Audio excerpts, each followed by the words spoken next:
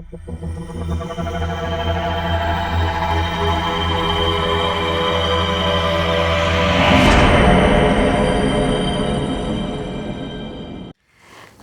நேயர்களுக்கு வணக்கம்.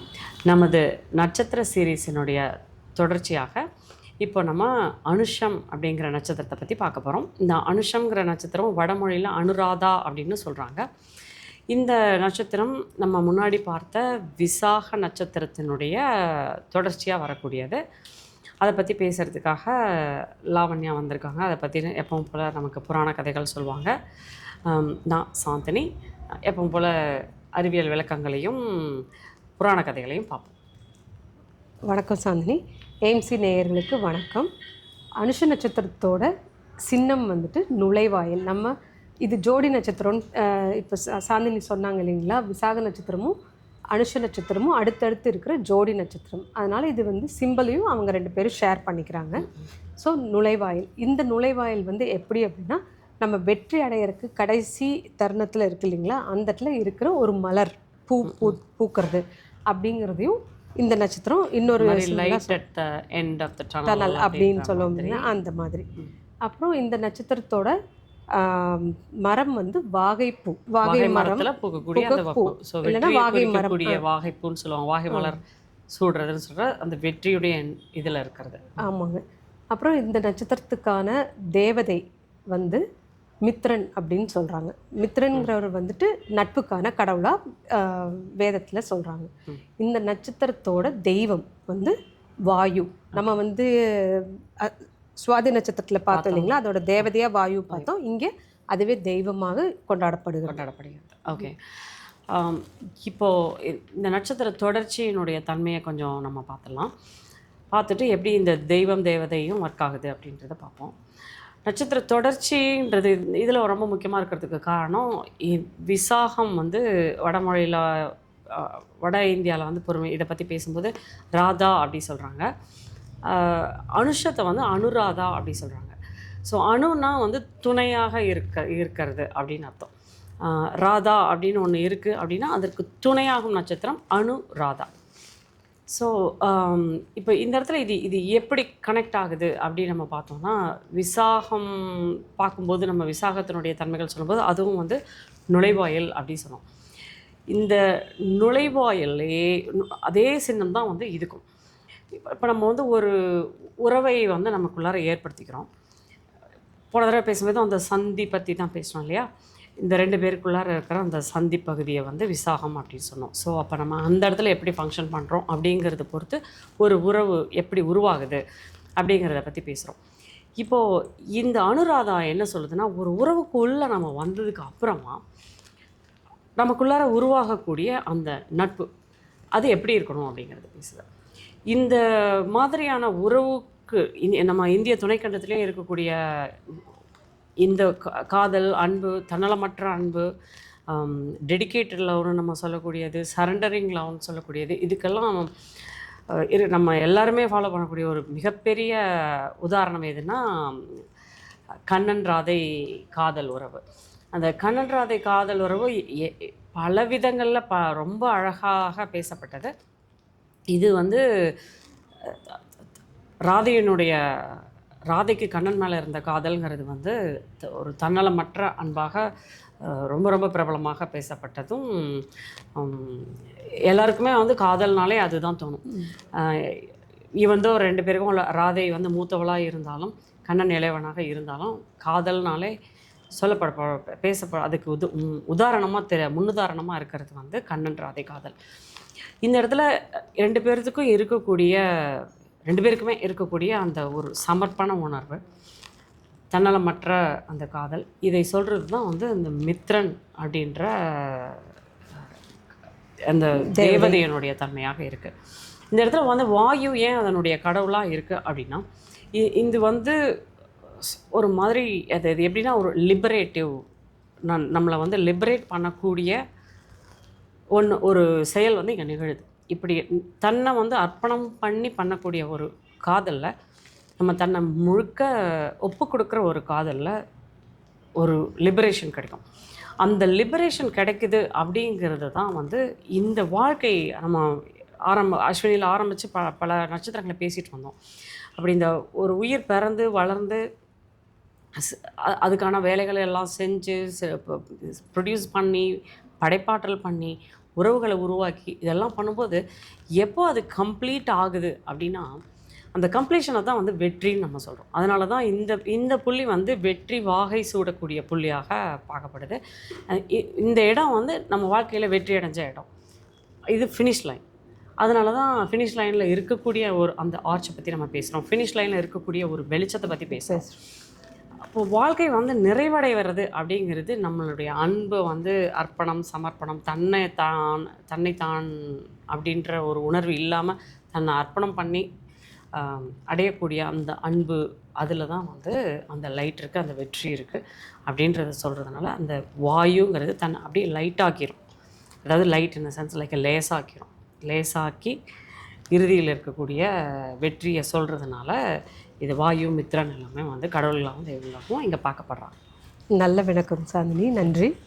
இப்போ இந்த தேவதைகள் இருக்கிறாங்க இல்லைங்களா, ரிக்வேதத்தில் வந்து எப்படி பேசுகிறாங்கன்னா மித்ரனையும் வருணனையும் எப்போவுமே இணைச்சே தான் பேசுகிறாங்க. மித்ரன் வந்து இந்த நட்சத்திரத்தோட கடவுள் இல்லைங்களா, அது தேவதை இல்லைங்களா, அந்த மாதிரி வருணன்கிறது சதய நட்சத்திரத்தோட தேவதை.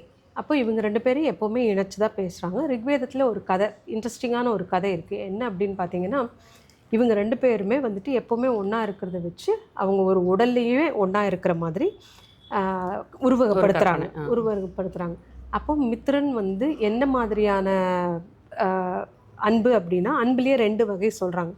ஒன்று வந்து சுயநலம் இல்லாத அன்பு, தன்னலமற்ற அன்பு வந்து பிரேமம்னு சொல்கிறாங்க சமஸ்கிருதத்தில். அதே மாதிரி சுயநலமாக இருக்கிற அன்புக்கு வந்து காமம்ங்கிற வார்த்தையை கொடுக்குறாங்க சமஸ்கிருதத்தில். அப்போது இந்த காமமும் பிரேமமும் ஒரே உடம்புல தான் இருக்கிறதாக ஒரு உருவகப்படுத்துகிறாங்க. அப்போது இந்த மித்ரனும் வருணனும் ஒரே உடம்புல இருக்கிறாங்க. அப்புறம் அப்படி இருக்கும்போது இவங்க 2 பேரும் சேர்ந்து போகும்போது அங்கே ஊர்வசி எதிர்த்து வராங்க. அப்போ அவங்க மேலே ஒரு ஈர்ப்பு கொண்டு இவங்க அவங்களோட கலக்கிறாங்க. ஸோ ஊர்வசியோட கலக்கிறாங்க. அதில் ஒரு குழந்தை உருவாயிருது. இந்த குழந்தை உருவானதுக்கப்புறம் இந்த ரிலேஷன்ஷிப்பை எப்படி எடுத்துகிட்டு போகிறது அப்படிங்கிறதுல மித்ரனுக்கும் வருணனுக்கும் மாறுபட்ட கருத்து வருது. அப்போ இந்த மாறுபட்ட கருத்துனால என்ன ஆயிடுறாங்கன்னா, இவங்க 2 பேரும் பிரிஞ்சு போயிடுறாங்க. ஒரு உடம்புல இருந்த 2 பேரும் பிரிஞ்சு போயிடுறாங்க. அப்போது இவர் தன்னலமற்ற இருக்கிறத வச்சு ஊர்வசி வந்து இவங்களோட போயிடுறாங்க. அப்போது இதை பார்த்துட்டு இருந்த வருணனுக்கு தாங்க முடியலை. அப்போது அந்த காமம் வந்துட்டு தலைக்கேறி போயிடுச்சு. அதில் வந்து அவர் விந்து சிந்திடுறார். அப்போது இதில் என்ன ஆகுது அப்படின்னா, இதை பார்த்த ஊர்வசிக்கு வந்து ரொம்ப பாவமாக போயிடுது. தம் மேலே இவ்வளோ ஆசைப்பட்டு இந்த மாதிரி நம்ம வந்து ஒரு மனுஷனை நம்ம ரிஜெக்ட் பண்ணிட்டோமே அப்படிங்கிற ஒரு பரிதாபம் வந்துட்டு என்ன பண்ணிடுறாங்கன்னா, அவங்க அந்த விந்து கலெக்ட் பண்ணி கொண்டு போய் ஒரு ஆர்டிஃபிஷியல் இன்செமினேஷனுங்கிற மாதிரி ஆர்டிஃபிஷியல் ஊமில் வந்துட்டு செயற்கையான ஒரு கருப்பையில் செயற்கை கருத்தரிப்பை இந்த இது பேசுது. அப்படி உருவாகுது. இவரோட உருவாச்சு இல்லைங்களா, வர்ணனோட உருவானதும் மித்ரனோட உருவானது 2யுமே வந்து 2 தனித்தனி கர்ப்பப்பையில் வச்சு அங்கிருந்து பிறந்த குழந்தைகள் தான் வசிஷ்டர் என்ற முனியும் அகத்தியர் என்ற முனிவரும் அப்படின்னு புராணங்கள் சொல்லுது. இது மகாபாரத்திலேயே அதுக்கான குறிப்புகள் இருக்கிறது. அப்போது இந்த இப்போ வந்து பார்த்திங்கன்னா, இங்கே வந்து தன்னலமற்ற அன்பு, சுயநலமான அன்பை பற்றி நம்ம பேசுகிறோம் இல்லைங்களா. இப்போது தன்னலமற்றது அப்படின்னு சொல்லும்போதே நம்ம கேதுவோட தன்மை இங்கே வெளிப்படுது இல்லைங்களா. அப்போது கேது வந்து இந்த நட்சத்திரத்தோட ஓனர் அப்படின்னு சொல்கிறாங்க. ஏன்னா விருச்சிக ராசியோட ஓனர். இதே வந்து சில ஜோதிட சாஸ்திர புக்குகள் வந்து என்ன கொடுக்குன்னா, கேது பிறந்த நட்சத்திரமாக கூட அனுஷத்தை சொல்கிறாங்க. அதே மாதிரி ராகு பிறந்த நட்சத்திரமாக சதயத்தை சொல்கிறாங்க. வர்ணன் ஆதிக்கம் செலுத்துகிற சதயத்தை சொல்கிறாங்க. ஸோ இது வந்து இப்போ நமக்கு புரியுது ஏன் ஏன்னா ராகு வந்து மாயை, ஆசை, காமம், சுயநலம் அப்படின்னு சொல்கிறோம் அப்படிங்கிறது. இது வந்து ஒரு இன்ட்ரெஸ்டிங்கான விளக்கமாக இந்த நட்சத்திரத்தில் பேசப்படப்படுது. அப்புறம் இந்த நட்சத்திரம் வந்து எப்போவுமே பார்த்திங்கன்னா வெறும் அன்பு அன்பு அன்பு. இவங்கக்கிட்ட வந்துட்டு நம்ம வந்து எப்படி பேசுகிறோங்கிறத பொறுத்து தான் நம்மளோட அவங்களுக்கான உறவு முறை இருக்கும். நம்ம அன்பாக பேசணுன்னா அந்த உறவு முறையை அவங்க தொடர்ந்து எடுத்துகிட்டு போவாங்க. நம்ம அன்பு கொஞ்சம் கம்மியானாலோ இல்லை அன்பே இல்லாமல் போகுது அப்படிங்கிறத அவங்களுக்கு உணர்ந்தாங்கன்னா அவங்களோட நம்மளால் ட்ராவல் பண்ணவே முடியாது. இந்த நட்சத்திரக்காரங்க கட் பண்ணிட்டு போயிடுவாங்க. ஆமாங்க. இந்த நட்சத்திர கோள்கள் இருந்ததுன்னா அவங்ககிட்ட அன்பு அப்படிங்கிறத வச்சோன்னா அவங்க வந்து தண்ணியே கொடுப்பாங்க. அந்த அளவுக்கான அன்புக்கு அவங்க அவ்வளோ வேல்யூஸ் கொடுப்பாங்கன்னு வச்சுக்கோங்களேன். இன்னொன்று வந்துட்டு இந்த இந்த நட்சத்திரம் இந்த என்னதான் டெடிக்கேட்டட் அன்பு இருந்தாலும் இவங்களால வந்து அந்த அன்பை வெளிப்படுத்துறது முடியாது அப்படின்ற மாதிரி ஏதாவது ஹடல்ஸ் இருக்குங்களா உங்களுக்கு? அன்பை வெளிப்படுத்த முடியாதுங்கிறது வந்து ஆழமான அன்பு இருக்குது, ஆனால் அதை சொல்ல முடியாத தன்மை வந்து இருக்குமா? ஆழமான அன்பு இருந்தாலும் அதில் வந்து இப்போ கோள்கள் இருக்குது இல்லைங்களா, அப்போ அதில் இருக்கிற தங்கு தடைகள் எல்லாம் மீறி தான் அது வெளியில் வரணும். ஸோ எப்போவுமே ஒரு நட்சத்திரத்தில் ஒரு கோள்கள் இருக்குது அப்படின்னாவே அந்த நட்சத்திரத்தோட தன்மையை பகுதி பகுதியாக தான் அது வெளிப்படுத்த முடியும். ஏன்னா அங்கே ஒரு தடை இருக்கு இல்லையா, அந்த தடையை மீறி தான் வரணும். அதுதான் அவங்களோட இந்த ஜென்மத்தோட லேர்னிங் லெசனாகவே அந்த நட்சத்திரம் வந்திருக்குது. அந்த கோள்கள் அங்கே உட்காந்துட்டு இருக்கு. ஸோ அதனால அந்த தங்கு தடை இருக்கும். அப்புறம் இந்த நட்சத்திரம் வந்து இப்போ நம்ம அன்பு பற்றி பேசும்போது அன்பு அப்படிங்கிறதுல தான் ஒரு பரஸ்பர ஒப்பந்தம் உருவாக முடியும். அதனால இந்த நட்சத்திரம் வந்து கான்ட்ராக்ட்ஸ் இல்லைன்னா பிரின்சிபல்ஸ் அதை பற்றியெல்லாம் ரொம்ப பேசுகிற நட்சத்திரம். ஸோ ஒப்பந்தங்கள் கையெழுத்தாகிறதாகட்டும், ஒப்பந்தங்கள் நிறைவேற்றப்படுறது எல்லாமே வந்துட்டு இந்த மாதிரி ஒரு பரஸ்பர நட்பு இருக்கணும் இல்லைங்களா, அந்த நட்பின் காரணமாக தான் அது செயல்படுத்தப்படும். அந்த கோட் ஆஃப் கான்டக்டை இந்த நட்சத்திரம் ரொம்பவே பிரதிபலிக்குது. Okay okay okay. இப்போ நீங்கள் சொல்லிட்டு இருந்தீங்க இல்லையா, ஒரு வருணனும் மித்ரனும் ஒரே உடம்புல இருந்தாங்க, அப்புறம் பிரிஞ்சிட்டாங்க. இது வந்து எனக்கு கொஞ்சமாக ஞாபகப்படுத்துறது, இது எதை சொல்லுது அப்படின்னா, பொதுவாக கணவன் மனைவிக்குள்ளார ஆரம்ப காலத்தில் வந்து ரெண்டுமே இருக்கும், அன்பு லஸ்ட்டு எல்லாமே இருக்கும். ஒரு ட்ராவல் பண்ணிட்டுருப்பாங்க. ஒரு குழந்தை பிறந்ததுக்கு அப்புறமா வந்து பெண்களுக்கு பொதுவாக வந்து இதில் இப்படி ஆர்வம் காமிக்க மாட்டாங்க. ஒரு கட்டத்தில் அது ரெண்டும் பிரிஞ்சுட்டு இந்த ஒரு லஸ்ட்டு தனியாக ட்ராவல் ஆகிற மாதிரியும், பெண்கள் இந்த அன்பு மட்டும் எங்களுக்கு போதும் அப்படின்னு பெரும்பாலும் வந்து சந்தோஷப்படுத்த அவங்க அதில் திருப்தி அடைஞ்சாடுற மாதிரியும் பலர் வந்து சொல்கிறத நான் கேள்விப்பட்டிருக்கேன். ஒரு விதத்தில் வந்து இந்த நட்சத்திரம் இந்த போக்கை, இணைகளுக்குள்ளார இருக்கக்கூடிய இந்த போக்கை பிரதிபலிக்குது அப்படின்னு நினைக்கிறேன். இந்த கதையை வந்து இது எக்ஸாக்டாக என்ன சொல்லுது அப்படி புரிஞ்சுக்கிட்டா இந்த மாதிரி கணவன் மனைவிக்குள்ளார இருக்கிற இந்த பிரச்சனையை வந்து சால்வ் பண்ணலாம். இதனுடைய அடிப்படையை புரிஞ்சுக்கிட்டா சால்வ் பண்ணிக்க முடியும். சூப்பருங்க. இது வரைக்கும் நீங்கள் இப்போ வீடியோ பார்த்ததுக்கு நன்றி. இதில் உங்களுக்கு இந்த வீடியோ பிடிச்சிருந்துச்சுன்னா லைக் பண்ணுங்கள், சப்ஸ்கிரைப் பண்ணுங்கள். உங்களுக்கு வந்துட்டு இதில் கோள்கள் இருந்தாலும் இது சம்மந்தமாக நீங்கள் ஏதாவது பேச விரும்பினாலும் கமெண்ட்ஸில் வந்துட்டு உங்கள் கமெண்ட்ஸை சொல்லுங்கள், உங்கள் அனுபவங்களை பகிர்ந்து கொள்ளுங்கள். அடுத்த நட்சத்திரத்தில் நம்ம மறுபடியும் சந்திப்போம்.